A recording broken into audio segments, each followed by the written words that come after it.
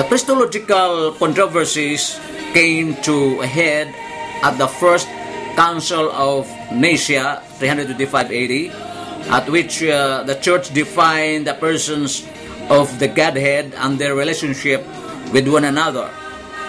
Constantine later changed his mind, inviting Arius back into the empire from exile and expelling the principal advocate of the council's conclusions, Athanasius. However, during his triumphal return, Arius suddenly fell violently ill in circumstances widely thought to indicate assassination.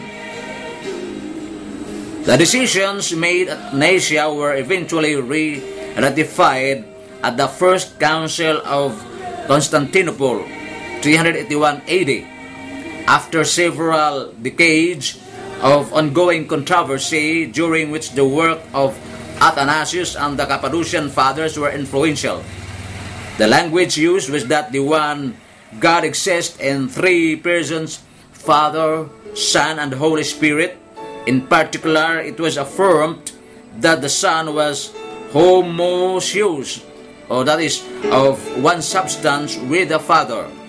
The creed of the Nicene Council made statements about the full divinity and full humanity of Jesus, thus preparing the way for discussion about how exactly the divine and human come together in the person of Christ, that is, Christology.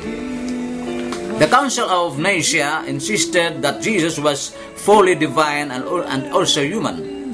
What it did not do was make clear how one person could be both divine and human, and how the divine and human were related within that one person. This led to the Christological controversies of the 4th and 5th centuries of the Christian era. The subsequent Council of Ephesus considered the suggestion of Nestorius that the human and divine components were distinct individuals, a position known as hypostasis, rather than parts of a single individual, a position known as hypostasis.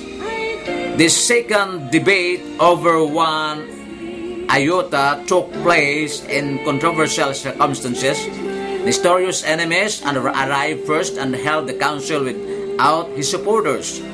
The emperor consequently quashed its conclusions, but due to being besieged by an anti-Nestorian mob led by a hermit named Dalmatius and his courtiers being bribed, he eventually retracted his decision. As a result of the annulment of the quashing of the council, the supporters of hypostasis split from the others, becoming the Assyrian Church of the East.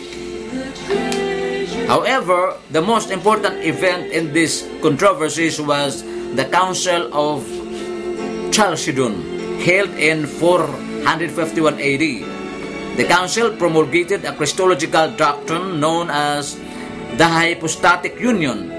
In short, this doctrine states that two natures, one human and one divine, are united in the one person of Christ.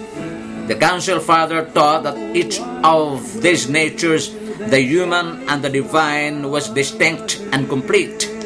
This view is sometimes called Diophysite, meaning two natures, by those who rejected it. The Chalcedonian Creed did not put an end to all Christological debate, but it did clarify the term used and became a point of reference for all other Christologies. Most of the major branches of Christianity, Roman Catholicism, Eastern Orthodoxy, Anglicanism, Lutheranism, and Reform subscribe to the Chalcedonian Christological formulation, while many branches of Eastern Christianity, Syrian Orthodoxy, Assyrian Catholicism, Coptic Orthodoxy, Ethiopian Orthodoxy, and Armenian Apostolicism condemn it.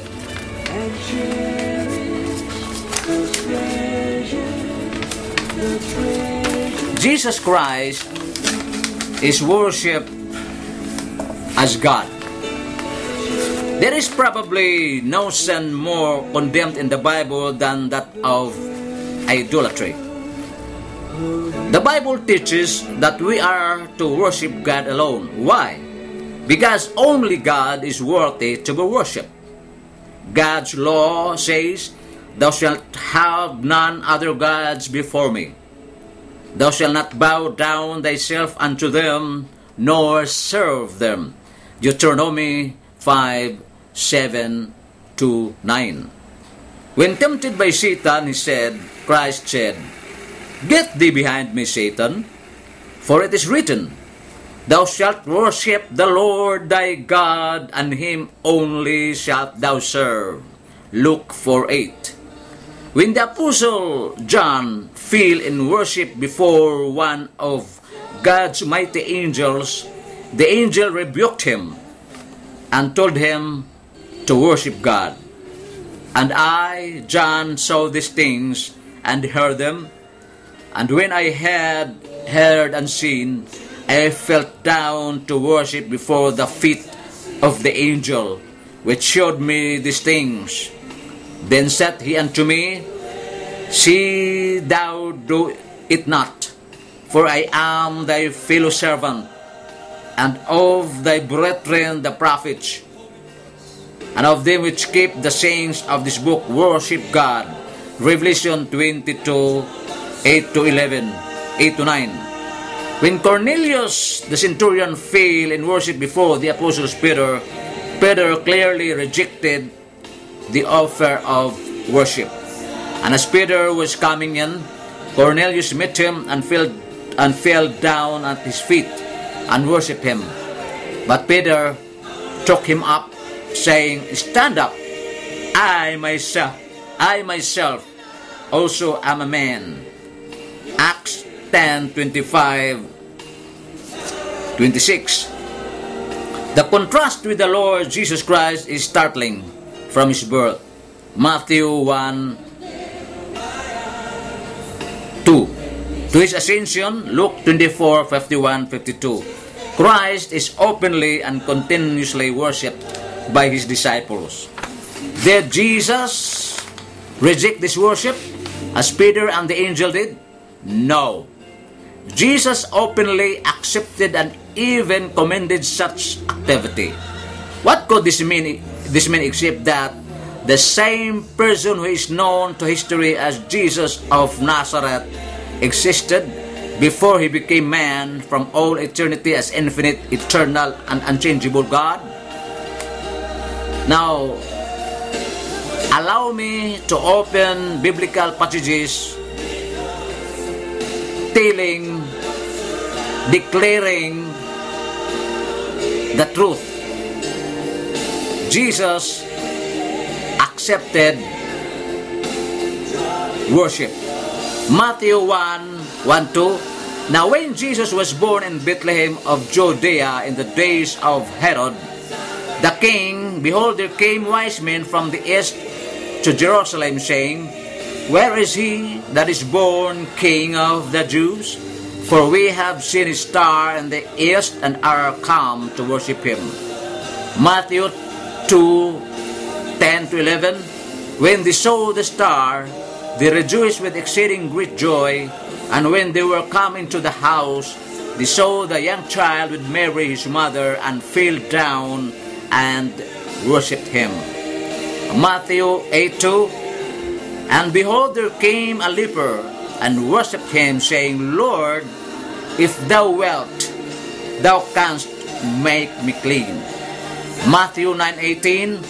While Jesus spake these things unto them, behold, there came a certain ruler, and worshipped him, saying, My daughter is even now dead, but come and lay thy hand upon her, and he shall live. Matthew 14:33. Then they that were in the ship came and worshipped him, saying, Of a truth, thou art the Son of God. Matthew 15:25. Then came she and worshipped him, saying, Lord, help me. Matthew 28:9, and as they went to tell his disciples, behold, Jesus met them, saying, All hail! And they came and held him by the feet and worshipped him. Mark 5:6, but when he saw Jesus afar off, he ran and worshipped him. Luke 24:51-52, and it came to pass, while he blessed them, he was parted from them, and carried up into heaven, and they worshipped him, and returned to Jerusalem with great joy. Hebrews 11:6, and again when he bringeth in the first begotten into the world, he said, and let all the angels of God worship him.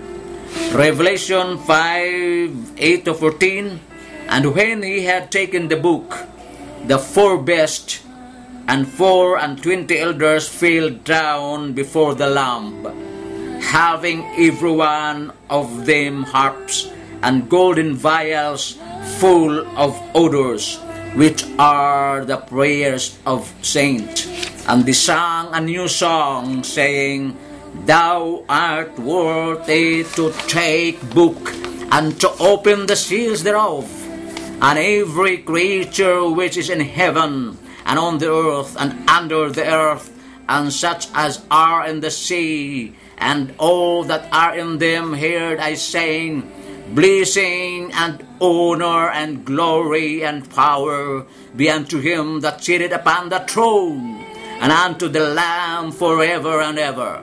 And the 4 beasts said, Amen. And the 24 elders fell down and worshipped him that liveth forever and ever. Revelation 15:3-4, and they sing the song of Moses, the servant of God, and the song of the Lamb, saying, Great and marvelous are thy works, Lord God Almighty. Just and true are thy ways, thou King of saints. Who shall not fear thee, O Lord, and glorify thy name?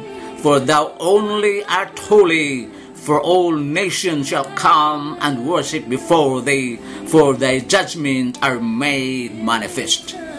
In Revelation 5:8, the living creatures and elders worship the Lamb, Jesus Christ, and offer him prayers. In verse 13, Christ is offered the same worship that is given to the Father. In Revelation 15:3-4, the worship of the Lord God Almighty and Jesus Christ, the King of the saints, are indistinguishable. All nations will come and worship before Jesus Christ. Luke 22:27-28. The fact that the apostles and an angel of God totally rejected worship, while Christ openly accepted it, indicates that the New Testament use of the worship Prosikon Son out worship him is not mere homage to a king, but to worship of God himself. No created being, no matter how great, is allowed to accept worship. Therefore, finally I conclude that Jesus Christ is God. He is God. He is God.